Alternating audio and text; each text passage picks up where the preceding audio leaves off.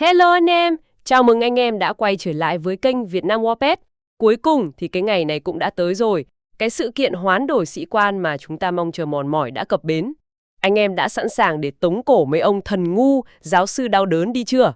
Chắc chắn rồi, một sự kiện đáng gây báo trong cộng đồng.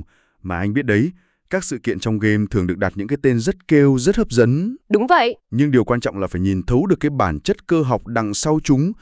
Tôi nghĩ hôm nay chúng ta sẽ cùng nhau mổ xẻ xem sự kiện này thực sự là một cơ hội vàng hay là một cái bẫy tinh vi được che đậy bởi ngôn từ. Chính xác. Vì trong mọi clip trước đây, tôi luôn phải gào lên là có chừng cũng lừa. Nhiều người hỏi tại sao tôi lại gắt như thế. Ha ha, vâng. Đơn giản thôi, vì nhà phát hành đang chơi một trò đánh cháo khái niệm cực kỳ tinh vi. Họ gọi nó là Officer Swap, dịch ra là trao đổi sĩ quan. Nghe sang mồm không? Nghe rất là kêu. Nhưng bản chất thật sự của nó chỉ là swap skill, tức là hoán đổi kỹ năng. Hai cái đó khác nhau một trời một vực luôn. Đây chính là cái điểm mấu chốt của vấn đề. Việc sử dụng thuật ngữ trao đổi sĩ quan đã gieo vào đầu người chơi một kỳ vọng. Một kỳ vọng ảo. Đúng, một kỳ vọng về sự công bằng, về một cuộc trao đổi giá trị tương đương, gần như là cơ hội để làm lại cuộc đời cho một sĩ quan đã đầu tư sai lầm. Nhưng hoán đổi kỹ năng lại mô tả một hành động rất máy móc, một phép sao chép đơn thuần, không có sự linh hoạt. Nó làm mình ảo tưởng sức mạnh. Để tôi cho một ví dụ cụ thể ngay và luôn cho dễ hình dung. Nhưng khoan, trước khi vào bóc phốt, anh em có muốn tôi mớm cho bí kíp $1.000 để không bị nhà phát hành lùa gà không? Kiến thức này là tiền tươi khóc thật đấy. Nhưng anh em yên tâm, tôi bán rẻ thối. Giá chỉ là một cái nút like và đăng ký kênh thôi. Thống kê YouTube nó báo tôi là 90% anh em xem chùa. Kìa, xem chùa mãi không thấy lương tâm nó cắn rứt à? Ấn một cái cho tôi vui cửa vui nhà, lấy sức mà chửi Lilith hộ anh em đi chứ.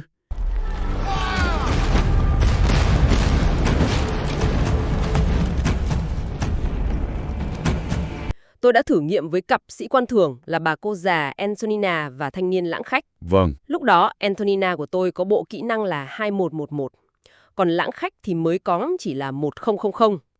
Sau khi bấm nút đổi, bùm, còn lãng khách nhận y nguyên bộ kỹ năng 2111. Và Antonina thì sao? Các nào? Nói cho dân dã dễ hiểu thế này nhé. Sĩ quan A đang cầm một bộ bài có các con số là 3245.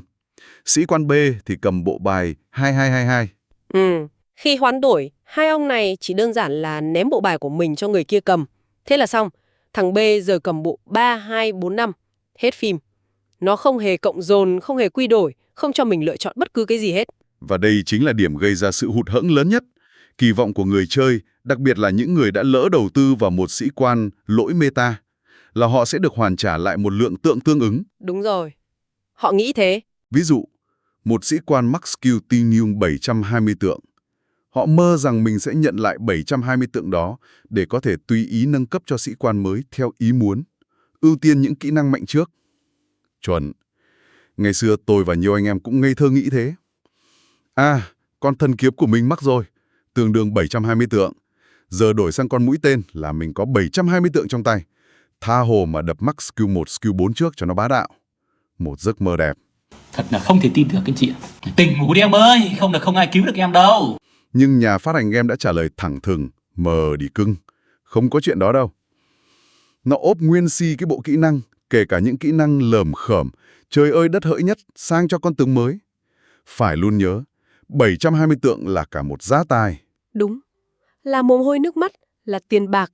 Không ai cho không chúng ta điều đó cả. Điều này cũng cho thấy một triết lý thiết kế khá rõ. Sự kiện này không phải là một nút hoan tác hào phóng. Nó giống gọi là một công cụ chuyển đổi, có điều kiện và chi phí. Chính xác. Khi đã hiểu rõ cơ chế này rồi, câu hỏi tiếp theo và quan trọng nhất chắc chắn là cái giá phải trả cho việc chuyển đổi này là bao nhiêu và liệu nó có đáng không? Ok, giờ chúng ta đi vào bài toán kinh tế xem cái ví của mình sẽ đau đớn đến mức nào. Tôi sẽ phân tích hai trường hợp điển hình, một dở và một ngon. Vâng, trường hợp thứ nhất, đắt cắt cổ, nghe là đã thấy không ổn rồi. Cực kỳ không ổn. Giả sử nhá, chúng ta đang có sĩ quan mũi tên đang rất hot với bộ kỹ năng là 4443. Chúng ta định đổi từ con thần ngu, tức là thần kiếm đã mắc skill 5555 sang để mũi tên được thức tỉnh. Tôi hiểu rồi. Tính toán nhanh nhá. Mũi tên từ 4443 lên 5555 là thiếu tổng cộng 450 tượng. Sau khi trừ đi các loại vé miễn phí mà game cho trong sự kiện, chúng ta vẫn cần phải mua thêm khoảng 290 vé nữa. Và 290 vé đó, quy ra chi phí thực tế là bao nhiêu? khoảng 350 đô la, tức là gần 9 triệu đồng tiền tươi thóc thật. Mất gần 9 triệu, cộng thêm việc phải hy sinh hoàn toàn một con thần kiếm đã cày cuốc cả năm trời để max skill. Với anh em mình thì... Ôi rồi, thà cầm 9 triệu đấy đi massage trị liệu cổ vai gáy hay dẫn người yêu đi ăn một bữa sang chảnh còn sướng hơn là nếm vào đây. Phân tích này làm nổi bật lên một khái niệm quan trọng là chi phí cơ hội. Cái giá phải trả không chỉ là 9 triệu đồng tiền mặt đâu. Mà còn là công sức nữa. Đúng vậy. Nó còn là giá trị của sĩ quan thần kiếm đã mắc kia, một tài sản được tích lũy bằng thời gian, công sức và có thể cả tiền bạc. Đây là một ví dụ điển hình của việc người chơi có thể bị rơi vào cái gọi là bẫy chi phí chìm, cảm thấy tiếc nuối và sẵn sàng chi thêm để sửa sai. Đấy, nó đánh vào tâm lý tiếc của mình. Nhưng không phải trường hợp nào cũng tệ như vậy. Giờ chúng ta sang trường hợp thứ hai, tôi gọi là ngon, có thể cân nhắc. Vậy là vẫn có hy vọng. Vâng, đó là ví dụ về sĩ quan Phượng Hoàng, Phoenix ý. Tôi phải nói thật, đây là một trong những vị tướng lỗi nhất game hiện tại. Lỗi ở đây là một lời khen, có nghĩa là rất mạnh, vượt trội so với mặt bằng chung. Chính xác, nó là một con quái vật thực sự. Giả sử chúng ta đang có một con Phượng Hoàng với bộ kỹ năng ở mức lỡ cỡ, ví dụ như 4535. Vâng, bây giờ chúng ta muốn đổi skill từ một con tướng đã max khác, ví dụ như con bác sĩ đi, sang để thức tỉnh nó. Trong trường hợp này, Phượng Hoàng chỉ thiếu khoảng 250 tượng thôi. Một con số nhỏ hơn rất nhiều so với 450 tượng của mũi tên lúc nãy. Sự chênh lệch này chắc chắn sẽ tạo ra khác biệt lớn về chi phí. Một trời một vực luôn. Cùng làm phép tính nhé. Chúng ta cần tổng cộng 260 vé, bao gồm 250 tượng và 10 vé gọi là phí hoán đổi. Rồi, Sau khi trừ đi khoảng 170 vé có sẵn từ các gói ưu đãi, vàng tích lũy, vé miễn phí, chúng ta chỉ còn thiếu khoảng 90 đến 100 vé nữa thôi. ít hơn hẳn. Khoản chi phí bỏ ra thêm này rẻ hơn rất nhiều so với trường hợp mũi tên. Để sở hữu một con quái vật như Phượng Hoàng với một khoản đầu tư nhỏ thêm như vậy, tôi thấy là hoàn toàn hợp lý. Như vậy, hai ví dụ này cho thấy một bức tranh toàn cảnh rất rõ ràng. Sự kiện này không phải là một cú lừa hoàn toàn, mà nó là một bài toán tối ưu hóa, đòi hỏi người chơi phải tính toán cực kỳ cẩn thận. Phải có cái đầu lạnh. Đúng vậy.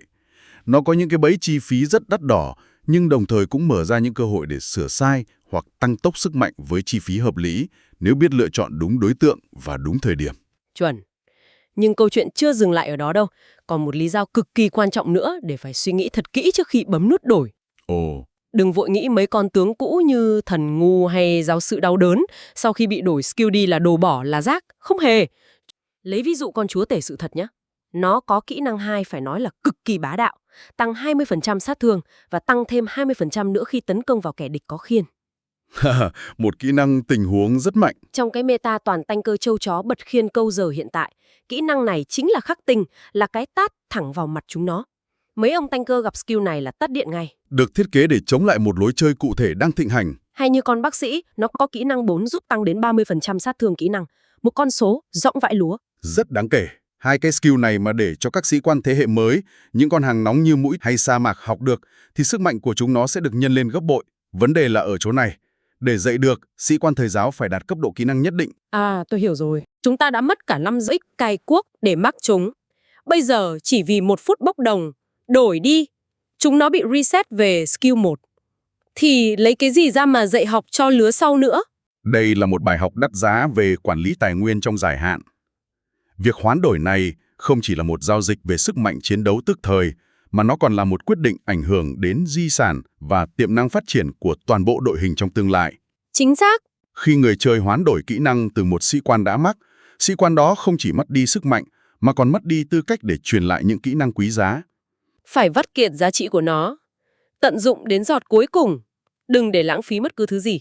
Đó là triết lý của tôi. Vâng. Vậy tóm lại, sự kiện này là cơ hội hay cú lừa thì hoàn toàn phụ thuộc vào trường hợp cụ thể và độ dày ví của mỗi người. Tôi xin tổng kết lại một vài lời khuyên thực chuyến. Đây là phần mà nhiều người đang mong chờ nhất đây. Thứ nhất, đối với sĩ quan thường, múc mạnh, không cần suy nghĩ. Chi phí sửa sai rất thấp, gần như bằng không, rất đáng để làm. Hợp vị. Thứ hai, đối với sĩ quan quẩy rượu, những người chơi cày chai hoặc nạp ít thì nên né gấp nếu thiếu quá nhiều tượng, như trường hợp mũi tên. Nhưng nếu chỉ thiếu ít, như trường hợp của Phượng Hoàng, thì đây là một cơ hội vàng. Tức là phải cân nhắc rất kỹ. Đúng vậy. Cuối cùng, đặc biệt với các đại gia, tôi không dám dạy người giàu cách tiêu tiền.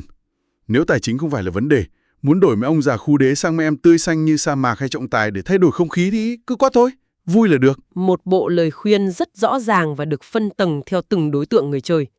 Qua buổi phân tích này, có thể rút ra một bài học lớn hơn. Trong các hệ sinh thái game phức tạp và luôn thay đổi, việc hiểu rõ cơ chế vận hành thực sự bên dưới lớp vỏ marketing hào nhoáng là kỹ năng sinh tồn tối quan trọng. Đúng vậy, cuộc thảo luận của chúng ta đã tập trung vào chi phí và cơ chế rồi, nhưng nó cũng mở ra một câu hỏi rộng hơn về triết lý thiết kế game. Đâu là ranh giới giữa một sự kiện mang tính chiến lược, tạo cơ hội cho người chơi sửa sai, và một cú lừa được thiết kế một cách tinh vi để tận thu? Một câu hỏi rất hay. Ranh giới đó có lẽ rất mờ nhạt. Có thể nó nằm ở mức độ minh bạch của thông tin, hoặc ở mức chi phí mà người chơi phải bỏ ra để sửa sai. Một sự kiện tốt sẽ cho người chơi cảm giác thông minh khi tận dụng được nó. Còn một sự kiện tồi thì ngược lại. Đúng. Một sự kiện mang tính tận thu sẽ để lại cảm giác bị lừa hoặc hối hận. Cuối cùng, mỗi người chơi sẽ phải tự vạch ra ranh giới đó cho bản thân, trong sự cân bằng giữa tiền bạc, công sức đã bỏ ra, và quan trọng nhất là niềm vui mà trò chơi mang lại. Đúng rồi. Anh em hãy bình luận bên dưới xem mọi người đang cân nhắc đổi sĩ quan nào nhé. Và đừng quên like, share và subscribe kênh.